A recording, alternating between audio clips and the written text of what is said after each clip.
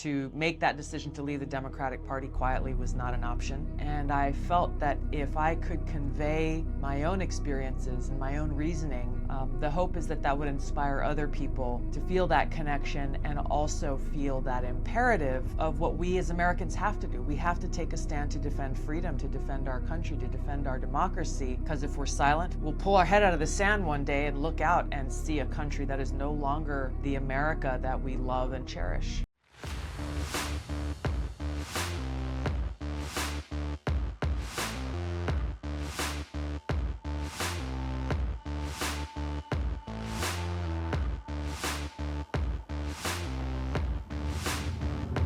All right, Tulsi, great having you on this morning. How's it Thank going you. over there? Good to see you. Good to see you as well. It's been 2 weeks since we were in North Carolina? Time flies. It feels like it's been a month. Yeah. There's been a lot that's happened since. Yeah. You got the book launch going and you're just Yes. traveling everywhere now. Yeah, it's hard to keep track of. Thank God for schedules.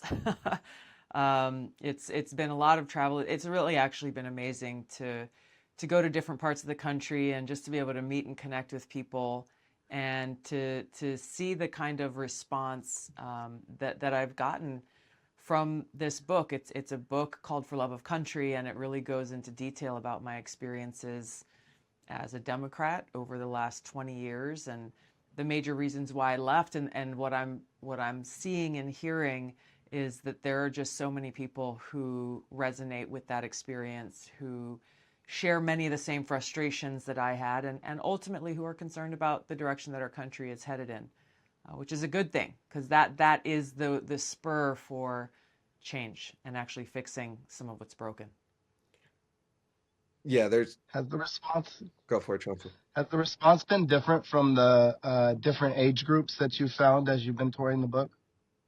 It's a quite diverse group of people, college students, retirees, moms, dads, people in different professions, and again, from different parts of the country, different walks of life, different backgrounds and experiences. And what I appreciate is that, many people are not people who watch cable news.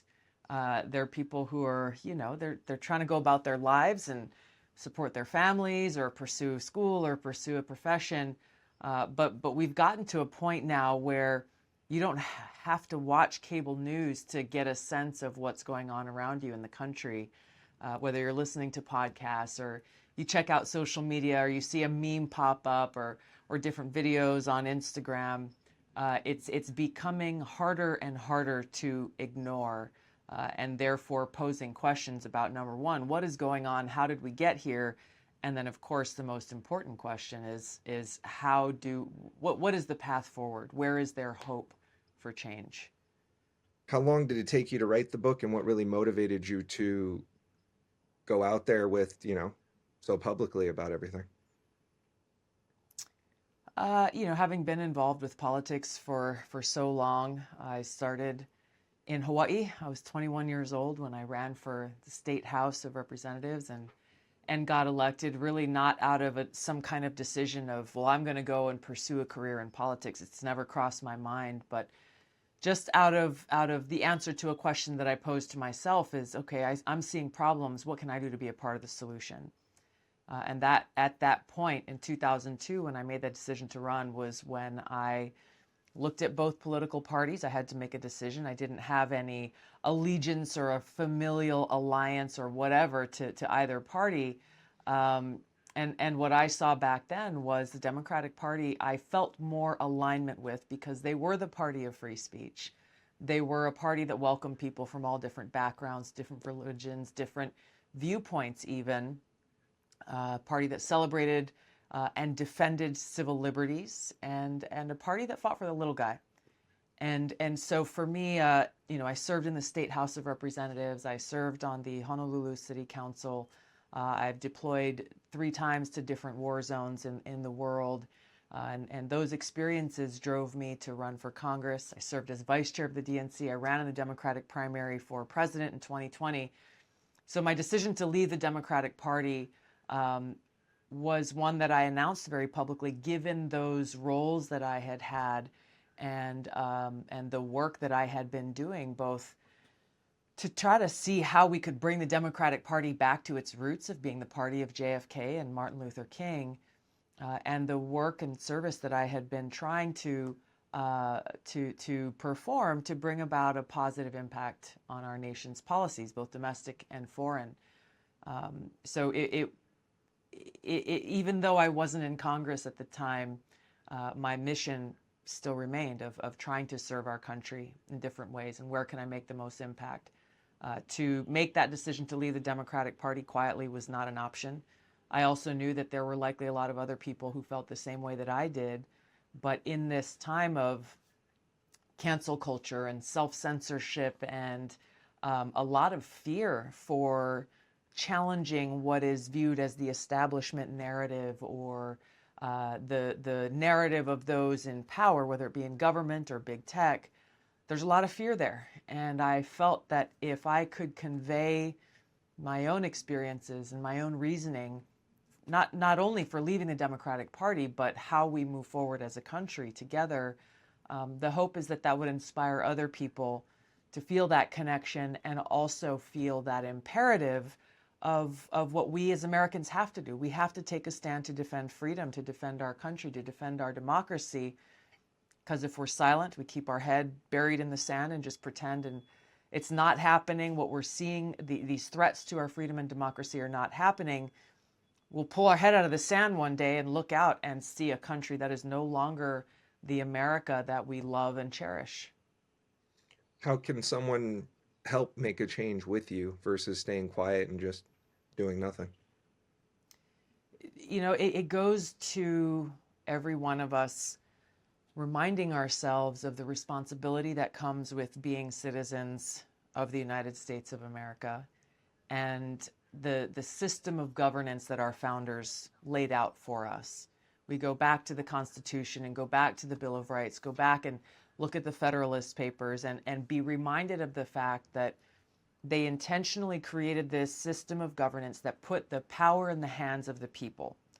You know, the words that they chose were very careful and told us directly that our government only exists with the consent of the governed. And so the answer to, well, what do we do? How do we move forward? How do we get rid of this corruption that is so deeply rooted in our politics today? Get rid of politicians who are putting their own self-interest ahead of the interest of the American people. We're the only ones who can do that. And it starts with using our voices. It starts with having maybe tough conversations with friends or with family or others, and really talking about what is happening in our country, who is behind it, and of course, getting out and making sure that our voice is heard through our votes, holding these people accountable and making sure that those we are voting for are those who are committed to the Constitution.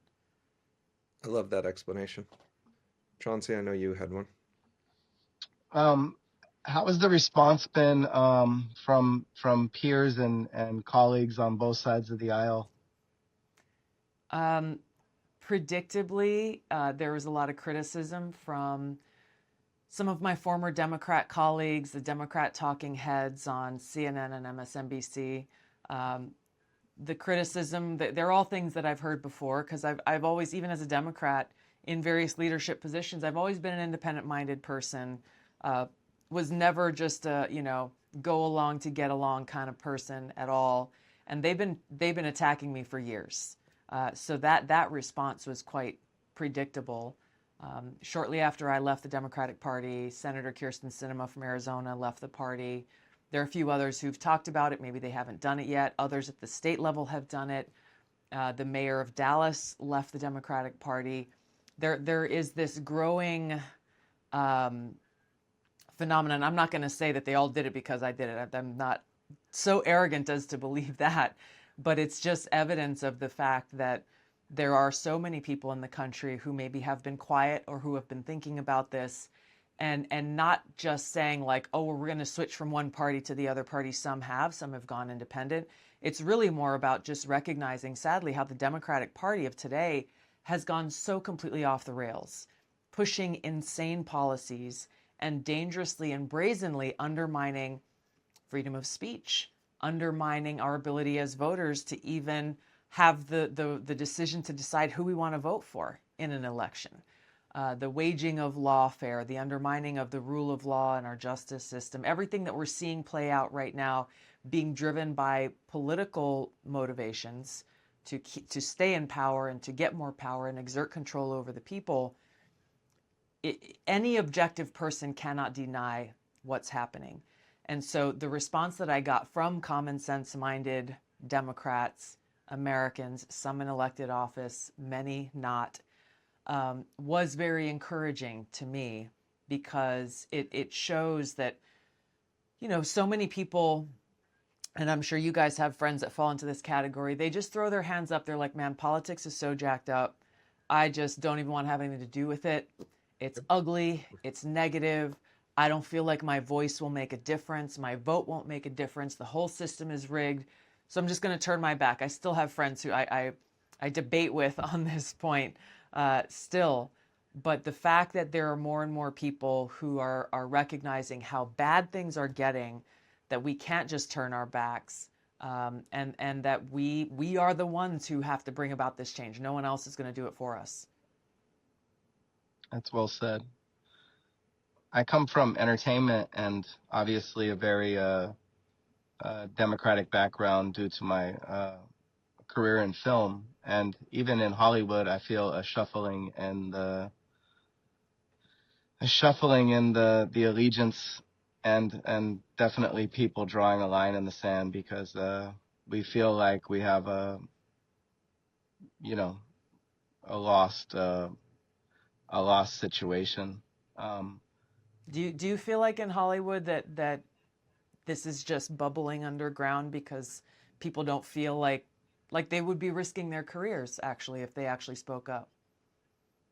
Unfortunately, for us to be the land of the free, I do feel like in this current culture, there's not a lot of room for open conversation, and I'm sure you've dealt with it much more than me.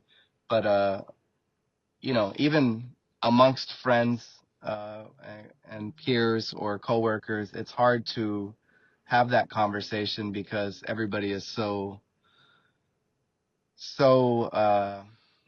polarized in one side or the other that it unfortunately takes us away from the beauty of America, which was having an open conversation about how we do go forward with change. Yeah. Is all lost, or is there hope for us to see us come back together and be proud to be this wonderful country? Yeah, I mean, there absolutely is hope. And I am reminded of the source of that hope every single day with the conversations I have with people from all across the country who the hope comes from our love and appreciation ultimately for this country and what it stands for. It's not some shallow allegiance. It's because of these values and principles of freedom that makes this country great and that makes it so special. The ability to have those conversations, and this is what I encourage people to do when they're saying, well, what are some concrete steps I can do? I tell them, like, look at your phone. I guarantee you, as you scroll down, the people who you have in your phone, maybe there's people you haven't talked to for a long time, or people who you feel like might share your concerns, but the topic is sensitive and it's just difficult to bring up. Go and have those conversations, because we're not alone. There are many more people in this country who are concerned about the rejection of objective truth, for example, coming from the Biden-Harris administration and the Democrats in Washington. Something as common sense as, yes, there are biological differences between boys and girls. That is a fact. It is a well-established fact. It is objectively true. And to just so easily and willingly discard that at the expense of the well-being and the opportunities for women and girls, again, any common sense-minded person can recognize and understand that, and any parent of girls, whether they're little girls or girls who are in college and pursuing sports, this is something that has a very, very direct impact. And so, our hope comes from us, again, taking responsibility and recognizing that this only changes if we make it happen. That the people who are making these kinds of decisions that are hurting our kids, that are hurting an entire generation of kids, we have to hold them accountable. Otherwise, we see the insanity we are confronted with today. If they're allowed to remain in power, it will only be ratcheted up exponentially, once again, to the point where us being able to have a conversation publicly will no longer be allowed. It's the fact that freedom of speech, something that is so fundamental, is actively being attacked by people who claim to be social justice warriors or people who claim to be advocates for equity or equality is mind-boggling to me. I just had a conversation on a podcast yesterday with a guy who was posing the question of saying, well, there is an argument to be made that those who feel historically disenfranchised because of racism or classism or other things, they feel that the entrenched, majority of white people, the status quo, the gender politics, identity politics, these people have had their voices heard for so long. They have dominated and held power for so long. They should be silenced so that other voices can be lifted up. And that being an argument for suppressing the voices of a certain class or group of people, and not platforming, but amplifying the voices of others in order to create some sense of equity. And I talked to him, and he was sincere in his question, but I asked him. I said, well, what happens when the group that you're saying need to be lifted up at the expense of suppressing other people's voices? Well, what happens when the tables turn? When the group that you've lifted up have now become the powerful, they have now become the status quo, and this group that you have oppressed and suppressed then says, hey, well, what about us?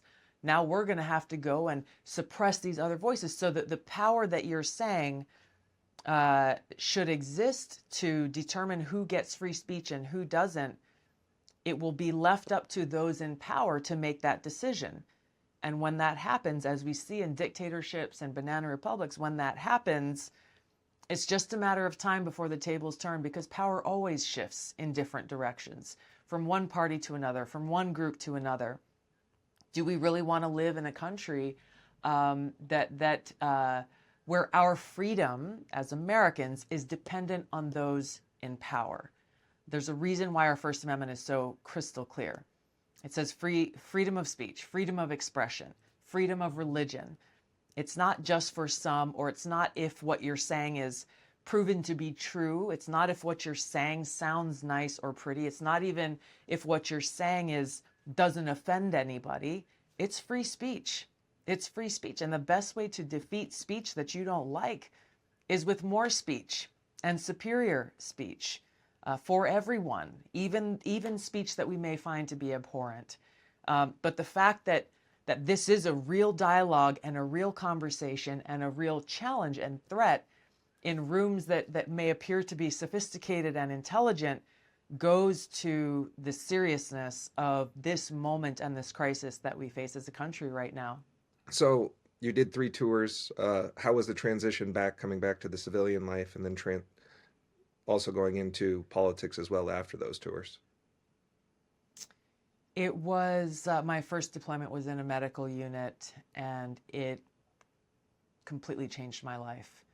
I came back from that deployment confronted with a reality that there was no way I could just go back to the life that I had left behind, that I had seen so much, experienced so much about the high human cost of war, about the war profiteering from the military-industrial complex, and I think most significantly about how many politicians who will every Veterans Day or Memorial Day say thank you for your service to the veterans, and I'm sorry for the loss of those who have paid the ultimate price in service to our country, and yet who it's obvious that they don't actually care, even though they are the ones who are making those decisions about where and when our troops are sent into harm's way, where and when our country decides to go and wage war, either directly or indirectly through some kind of proxy war or economic warfare. They're all about the photo ops, go out and visit the troops. We had this when I was deployed. I talk about this in my book. When different members of Congress came out, for 24, 48 hours to Iraq and take some photos, shake some hands, maybe bring some food or whatever it was, and then go back and you see through their decisions and their policies that they're not actually thinking through what are the consequences of my vote and my decision or what I'm advocating for on those people I just went and took a whole bunch of pictures with. What about their families? Is this course of action of choosing war over peace absolutely necessary for the well-being and interest and security of the American people in our country? Have we exhausted all other measures of diplomacy, of de-escalation of tensions, of trying to work through differences before resorting to war truly as a last resort? I'm not a pacifist. I'm not an isolationist. I just believe that we've got to build relationships with other countries. We should be a beacon of democracy here in America by fixing our own house first, actually defending our own freedoms here first, and being able to, once again, before resorting to war, which too often is a knee-jerk emotional reaction from politicians today, prioritize peace and prosperity and what's in the best interest of the American people and our country, and recognize that our military will remain trained, capable, and ready to fight and win the war, but know that should be the last resort that we are turning to. And so that first deployment, and then it was compounded with every deployment that I went on to, that I had to take those experiences and turn them into some way that I could constructively make a positive impact. Ultimately, I knew then, I didn't know what or how or when, but I knew that I had to find a way to be in a position to directly influence those decisions that are being made for our country and for my brothers and sisters in uniform. And that's what ultimately drove me to run for Congress and to run for president. I love it. And then when I saw you in North Carolina, you were still helping your brothers and sisters on Yes. a topic that's very sensitive, veteran suicide, and just being there for those people and trying to check on those people. Even yourself and Tim were sharing stories of, helping close friends avoiding that. Yeah. How can we bring a little bit more awareness to that topic so people are just aware of their loved ones coming back from war and really staying on top of that? Thanks for bringing that up, Brian. It's becoming something that is, it's always been a tough subject for people to talk about, but it's becoming increasingly more so because, people who are not connected to the military in any way, they're not seeing our troops in combat or fatality counts every night on the evening news as they were during the height of the war in Iraq, for example, or the war in Afghanistan. And so there's becoming more and more of a disconnect for most Americans between their everyday lives and being confronted with the true cost of war. And it takes many different shapes and forms. But from a service member's standpoint, of course, we have those who pay the ultimate price, who never make that trip home. We have those who do make that trip home with visible physical wounds, and others who may appear, quote unquote, okay on the surface, but who are carrying a lot of invisible wounds that cannot be ignored. Our veterans are not victims. We volunteer and we choose to serve our country proudly, and we do it over and over again. The way that our country can best value that service, can best help provide that support, is to recognize that our men and women who've served our country in uniform are the greatest asset that our country has. Be there for them. Don't just say thank you for your service. When you see a veteran come and apply for a job, value that service that they have in uniform, to be focused, put the mission first, be disciplined, be able to complete that task and tackle the next one, that work ethic and most importantly, that ability to, that desire to continue to serve a purpose that is greater than ourselves. Don't be afraid to engage. Welcome our veterans onto your team. Find ways to build that sense of community that we have while we serve in uniform, but that a lot of veterans feel a sense of loss when they make that transition to leave the military, and are unsure of how to navigate the world outside of it. Appreciate that. I know we're tight on time. Final thing, where can people find your new book? And I know it's released already, so just where can they find it and also find you? Thank you. Thank you both so much. The book is available, of course, on Amazon. It's available at Barnes & Noble, and it is available, you can get a signed copy at tulsigabbard.com.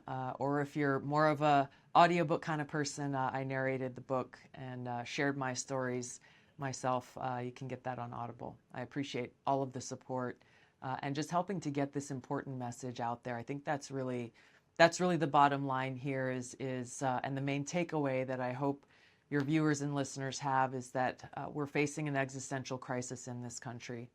It is why I left the Democratic Party. My book, For Love of Country, shares those experiences and facts and history that may be eye-opening for you to see as you are confronted with a very serious choice about how you will cast your vote in this election.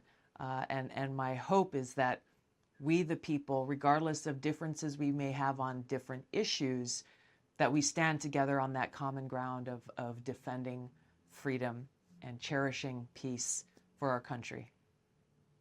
I love that message. Thank you so much. Thank you both. We appreciate your service, your bravery, and you're a true patriot. And we need more people like yourself representing us. Can't wait to read this book. Thank you both. Really appreciate this. Great to see you. Great to see you as well, Tulsi. Thank you. Talk to you soon. Bye bye.